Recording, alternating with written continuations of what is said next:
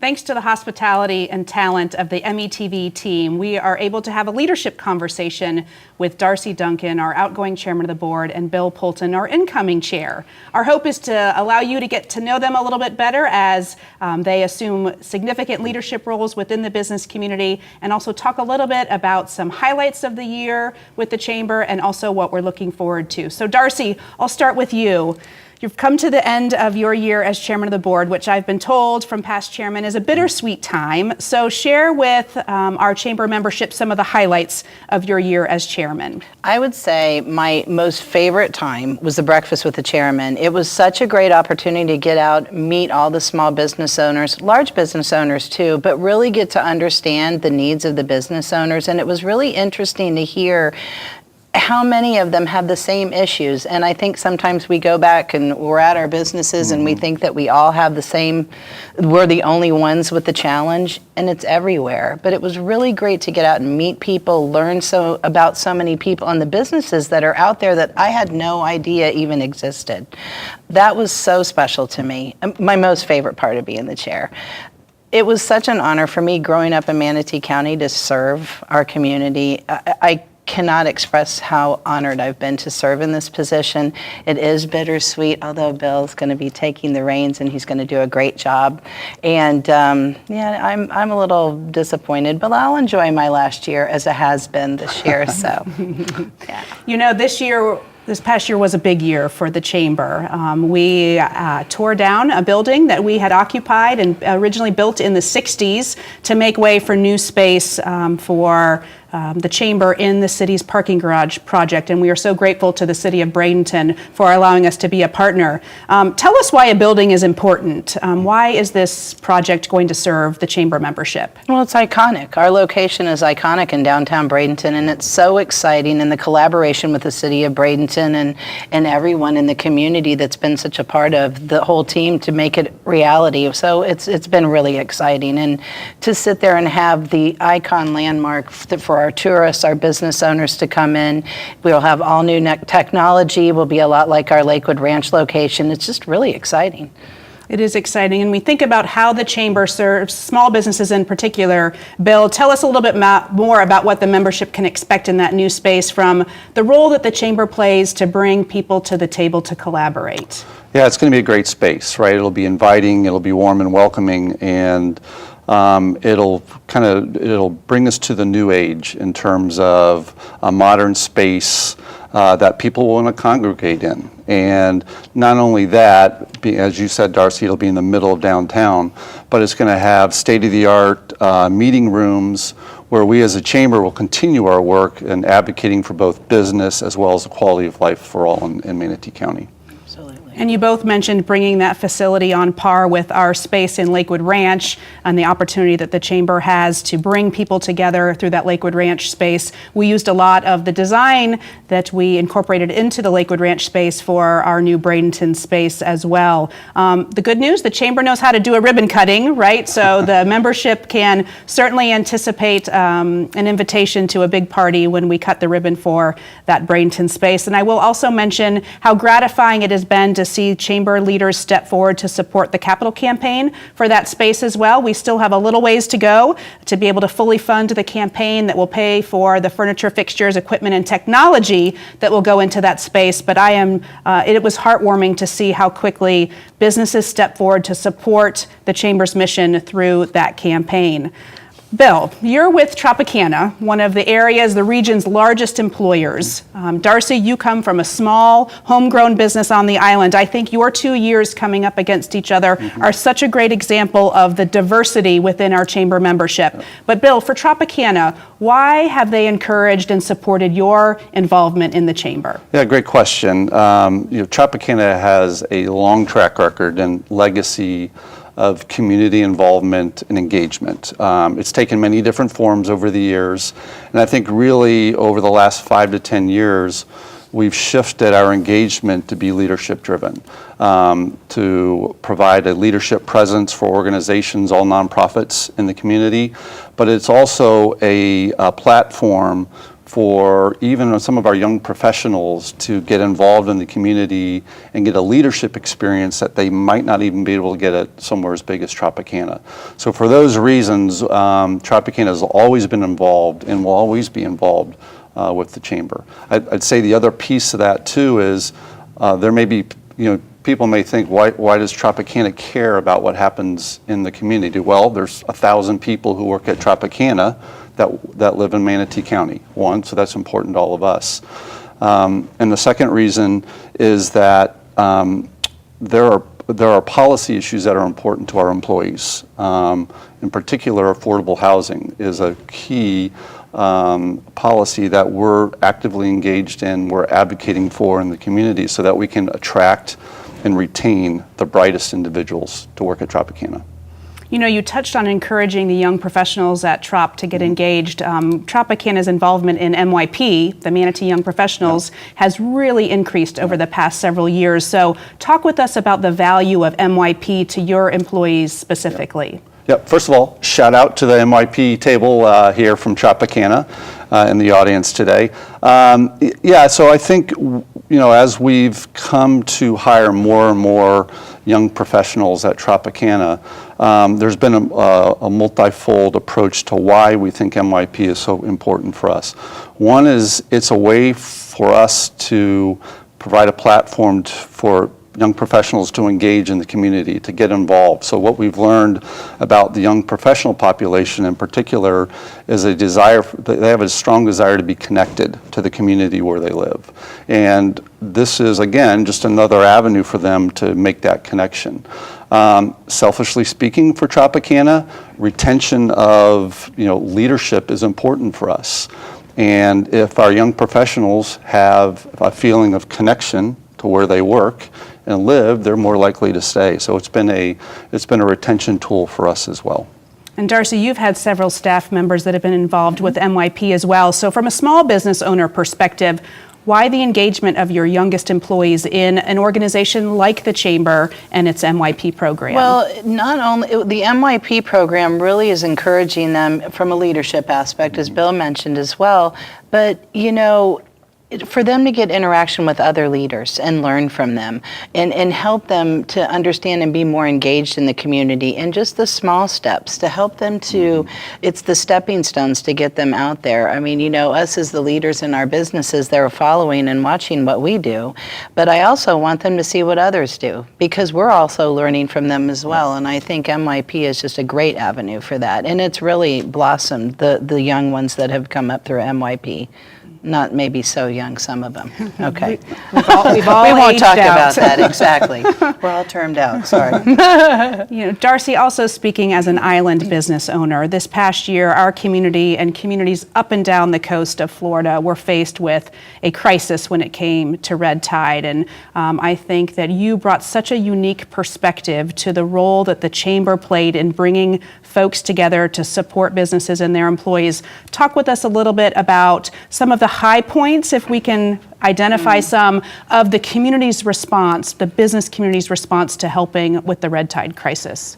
The response was overwhelming. And, me being an island girl, as everyone knows me, all my life living on Anna Maria, knowing and seeing the red tide blooms that we've had throughout the years, this was unlike anything any of us had experienced. A lot of that we learned was social media. That was very difficult for businesses to overcome and didn't know how to handle that.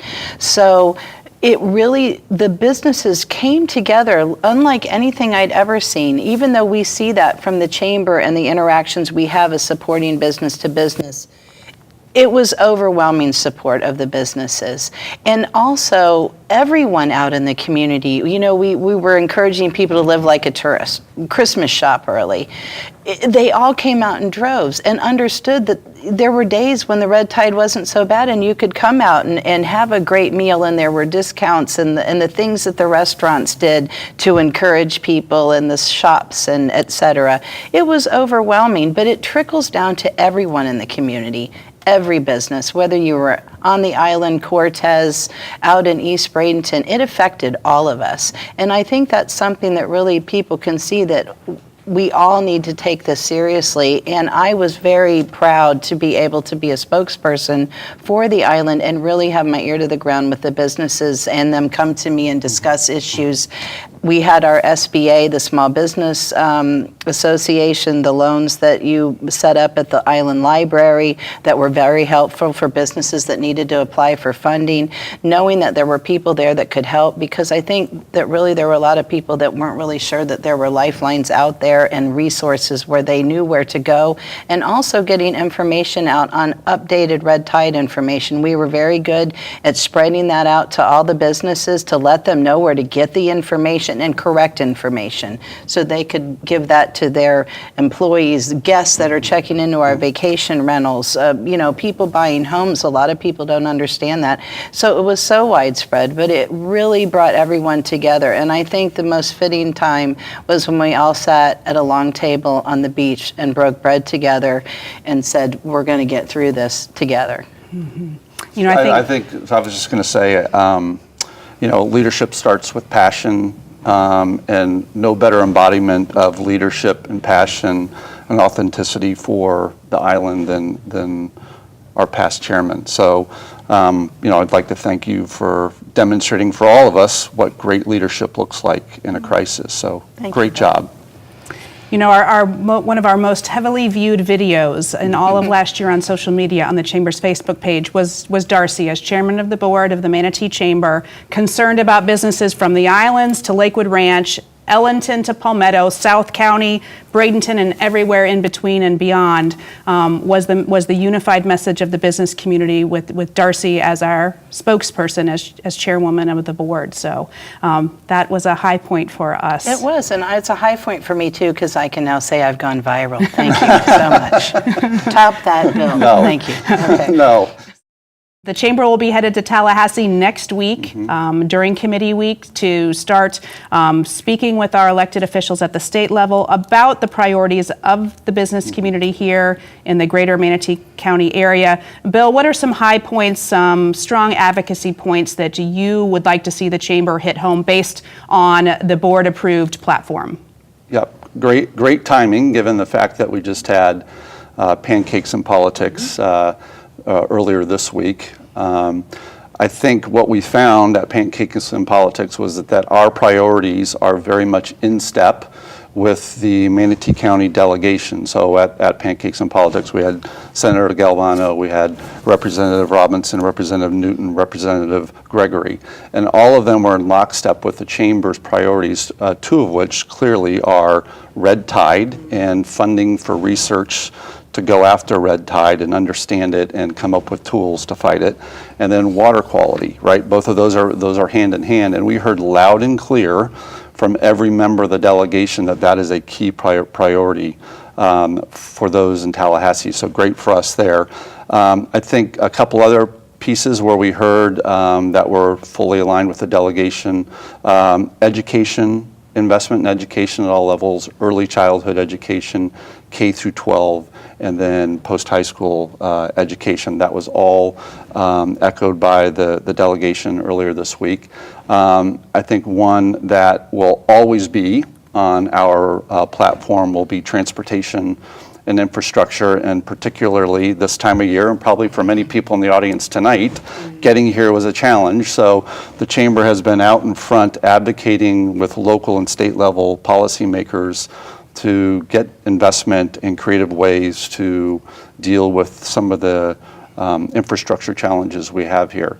And last but not least, I'll put this plug in because it's near and dear to Tropicana, is the business rent tax as well. So we'll certainly be advocating for relief on that. Great.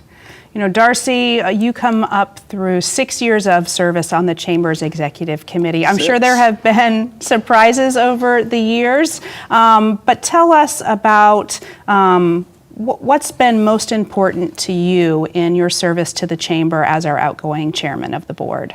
Well, first, I can't believe that you've survived 6 years with me on the Executive Committee. Thank you so much. I will say this: when we bring tasks to the board, to our Executive Committee, challenges or things we want to advocate for, to watch the amount of knowledge that sits at the table and the brain power that we have, and then people collaborate together and take on an issue with enthusiasm, and the amount of issues that I can't even list that we have tackled in the last 6 years are incredible to me. And it is a testament to our board, our executive committee, our membership as a whole, all the committees that work so hard throughout the year. And it is just incredible to me to see how much we have accomplished. And then maybe to close it off on these questions, Bill, Darcy mentioned the significant talent and engagement of our full board of directors. All of that is undergirded by more than 20 committees and task forces, 500 plus chamber members that serve on those committees to tackle the issues. What encouragement would you give to the membership tonight in their engagement for the year ahead? Well, that's a real softball question, Jackie. Thanks. Get involved. That's what I would tell people. As Darcy said, there's over 20 committees that meet on a broad range of topics that are important to business and to the quality of life in this community. And if you have a particular passion, I'm sure there's a committee at the chamber that will allow you to get involved and advocate for policy at either the local and state level. So if you don't know who to ask, now you do. There's 3 people you can approach later tonight, and we can help you get engaged and make the right contacts. Great. So to close it out, what I thought we could do tonight is to allow our membership to get to know Darcy and Bill a little bit better on the personal level. So instead of 20 questions, I think I have 9 questions rapid fire for you here to close it out. So for each of you, you can just chime in. Where were you born? Evanston, Illinois. Indianapolis, Indiana. Your favorite subject in high school? PE, of course. Really? Yes, really. All right, I'll go the opposite end of the spectrum, Nerdville, chemistry. Your first job? I was a hostess at the Sandbar. And I was a grill cook at Friendly's Ice Cream. Your favorite college team? Go Gators. Not go Gators, go Blue Devils. Duke Blue Devils. iPhone or Android? iPhone. iPhone. Your favorite spot in Manatee County? Tropicana. Any vacation rental that is leased by Duncan Enterprises. Your bucket list vacation destination? South Africa. Scotland, and specifically St. Andrews. Your favorite pizza topping? Cheese. Pepperoni. And to round it out, since we are in the southern United States, sweet tea or unsweet tea? As sweet as it'll get. Orange juice, please. Orange juice, please. You know, with product placement, we can do that. You all know we're welcoming our chairman of the board for 2019, Bill Poulton, with Tropicana. And for those of you that attended any networking events over the year, Darcy Duncan gave a very special door prize at just about every single coffee club and after hours of a little bubbly. So you all thought this was coffee. Never. In our cups, but Mimosas. here's to a fantastic 2018 and looking forward to 2019. Cheers. Cheers. So on behalf of the entire membership, the leadership of the chamber, and our staff, I want to personally thank Darcy and Bill on behalf of all of you. We are so grateful for the significant investment of time and talent and resources that they and their companies give, along with all of our members. You know, the chamber is its members. It's all about the people, and it's the investment that businesses make in our mission that are allowing us to soon be reaching our 130th anniversary of the founding of what is now the Manatee Chamber. 2019 is going to build upon the successes of 2018. Thank you all, and we look forward to seeing you at the next chamber event.